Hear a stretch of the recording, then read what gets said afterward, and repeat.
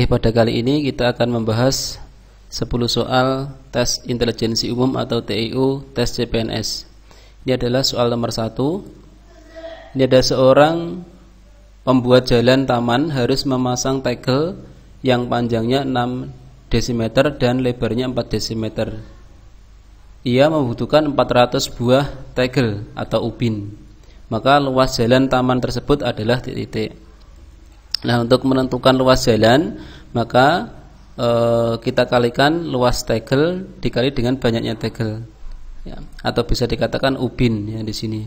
Luas tegel sendiri adalah 6 dikali 4, satuannya desimeter, sedangkan banyaknya adalah 400. Jadi luas jalannya atau taman jalan adalah 9.600 desimeter persegi. Karena di soal ini dinyatakan dalam meter persegi, maka kita ubah desimeter persegi menjadi meter persegi, yaitu kita bagi dengan 100. Jadi jawabannya adalah 96 meter persegi, yaitu jawaban yang C. Oke, selanjutnya adalah soal nomor 2. Ini sebuah segitiga siku-siku, di mana sisi siku-sikunya adalah 15 cm dan 36 cm. Sisi miring segitiga siku-siku adalah titik-titik. Ini kita buat terlebih dahulu segitiganya, kita namai sisi-sisinya yaitu dengan nama ABC. Berdasarkan teorema Pythagoras, maka berlaku C kuadrat sama dengan A kuadrat ditambah B kuadrat. Karena sisi siku-sikunya 15 sama 36, berarti nilai A, ini A, dan B-nya adalah 36 dan 15. Sehingga kita tuliskan A-nya adalah 15 kuadrat, B-nya adalah 36. Jadi 36 kuadrat. Kalau kita kuadratkan, didapatkan adalah bisa kita pecah ya. Kalau dikuadratkan nanti pengakarannya agak susah, maka bisa kita pecah. Ini 15 sama dengan 3 dikali 5. Terus kemudian 36 adalah 3 dikali 12. Selanjutnya 3 kuadratnya kita keluarkan sehingga didapatkan 5 kuadrat ditambah 12 kuadrat. Oke, selanjutnya 5 kuadrat ini sama dengan 25, 12 kuadrat sama dengan 144. Kalau kita tambahkan sama dengan 3 kuadrat dikali 169 sama dengan 3 kuadrat dikali 13 kuadrat. Sehingga C-nya sama dengan 3 dikali 13 sama dengan 39. Jadi jawabannya adalah yang do.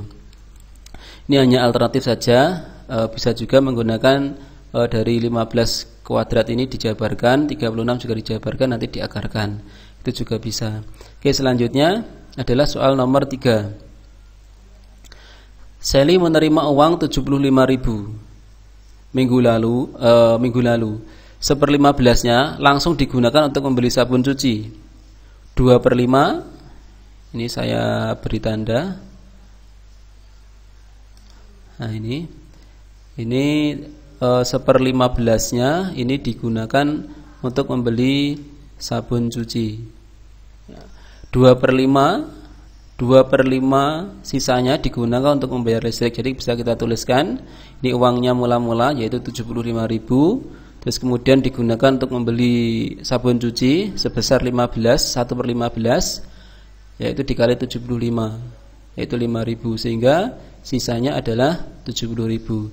Oke, selanjutnya uang 70.000 ini 2/5-nya yaitu digunakan untuk membayar listrik ya.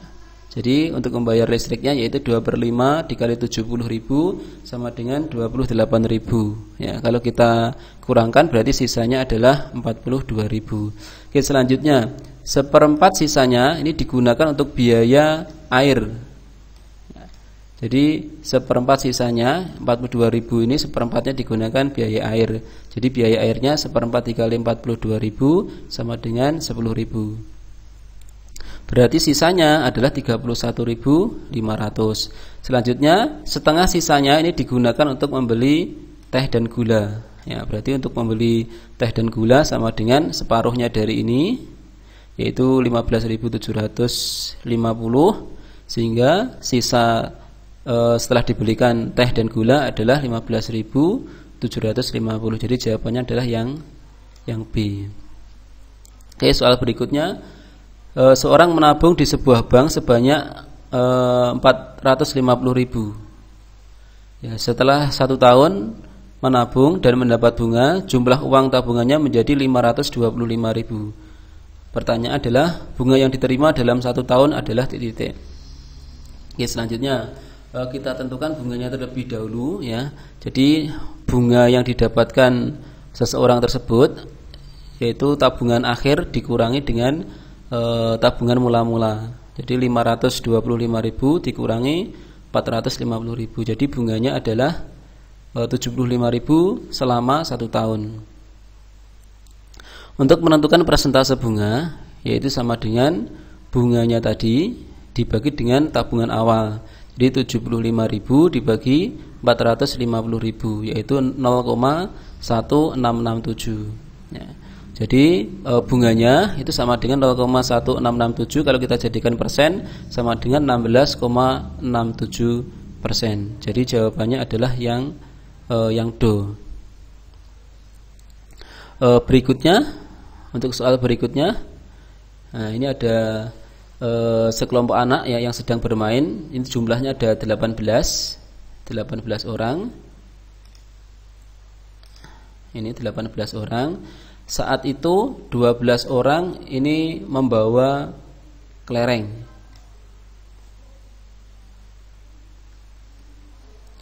Ini tak hapus dulu.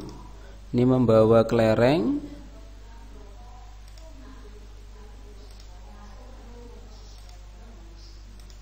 Ini terus kemudian 8 orang membawa bola dan 3 orang tidak membawa mainan. Maka jumlah anak yang membawa kedua mainan tersebut adalah titik-titik. Oke, sekarang kita buat himpunan penyelesaiannya ya. Ini ada misalkan kotak ini adalah himpunan 18 orang anak tersebut. Kita bagi menjadi 2 kelompok. Yang pertama adalah kelompok yang membawa kelereng. Berikutnya adalah kelompok yang membawa bola. Di sini berarti area yang bagian tengah ini adalah kelompok yang membawa kelereng dan bola. Kita misalkan yang tidak membawa kelereng dan bola berarti di luar ini ya. Kita tuliskan yang tidak membawa ada 3. Terus kemudian yang membawa ini di dalamnya ini kita misalkan X ya. Kita misalkan X. Sehingga anak yang membawa kelereng ya berarti di daerah sini itu 12 orang, karena di sini sudah ada X-nya berarti 12 dikurangi X yang bagian sini. Terus berikutnya untuk yang membawa bola berarti 8 dikurangi X juga ya. Kalau 4 kelompok ini ya, ada yang tidak bawa bola atau kelereng, yang membawa kelereng saja, yang membawa bola saja, yang membawa kedua-duanya, ini kalau kita jumlahkan sama dengan 18. Ya, ini 18. Jika kalau kita tambahkan didapatkan X-nya sama dengan 5.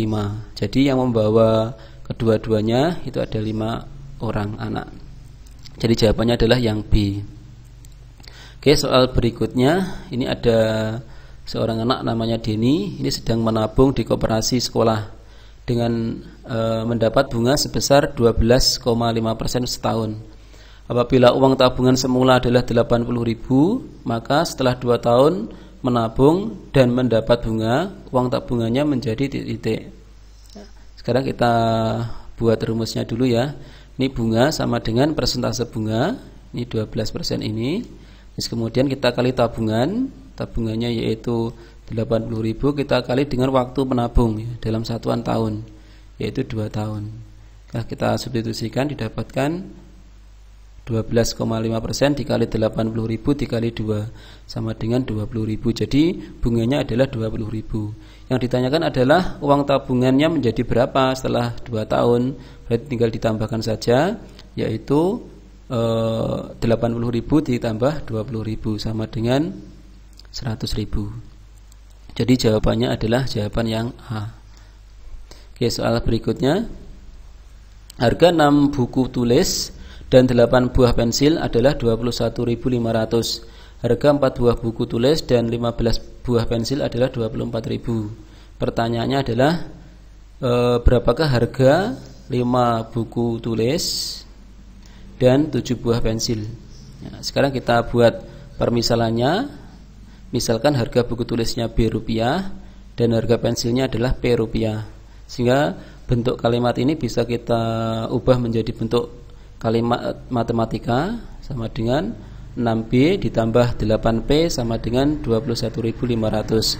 Oke, selanjutnya kalimat berikutnya, harga 4 buku tulis dan 15 pensil sama dengan 24.000. Berarti 4B ditambah 15P sama dengan 24.000.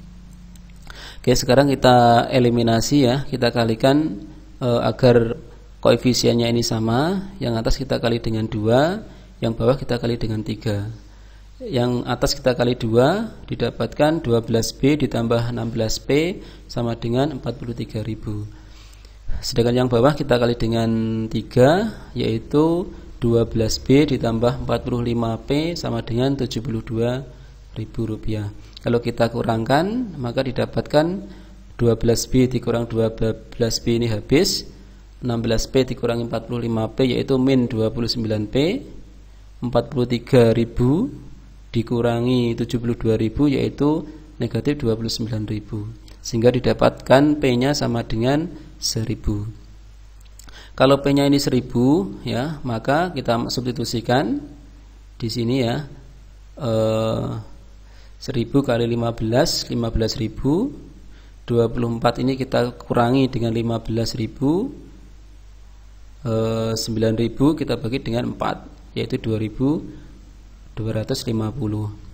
Oke, sekarang pertanyaannya adalah berapakah harga 5 buku tulis dan 7 pensil? Berarti 5B ditambah 7P sama dengan 5 dikali 2.250 ditambah 7 dikali 1.000. Nah, sehingga bukunya tadi ya, sekarang jawabannya adalah 18.250. Jadi jawabannya adalah yang E. Soal berikutnya, Reno bersepeda dengan kecepatan 16 km per jam. Jarak yang ia tempuh adalah 44 km.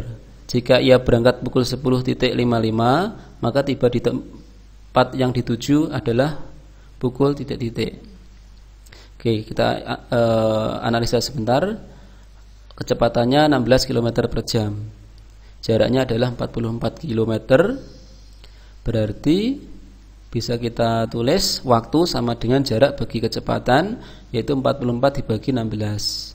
Ini setara dengan 2 jam 3/4 jam, atau setara dengan 2 jam 45 menit. Oke, selanjutnya berarti pukul 10.55 ditambah 2 jam 45 menit, yaitu sama dengan 13.40. Jadi jawabannya adalah yang C. Oke, soal berikutnya, Raisa dapat membaca 1332 kata dalam waktu 18 menit. Nah, ini jika Raisa menyelesaikan waktu 8 menit, berapakah banyaknya kata yang sudah ia baca? Berarti kalau bacanya kata, waktunya 8 menit, itu dapat membaca berapa kata. Karena ini perbandingan senilai, berarti bisa kita tuliskan seperti ini ya. Setelah kita kalikan silang, maka didapatkan X sama dengan 1332 dikali 8 dibagi 18.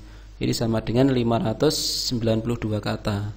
Di sini jawabannya tidak ada ya di opsinya. Jadi jawaban yang tepat adalah 592 kata.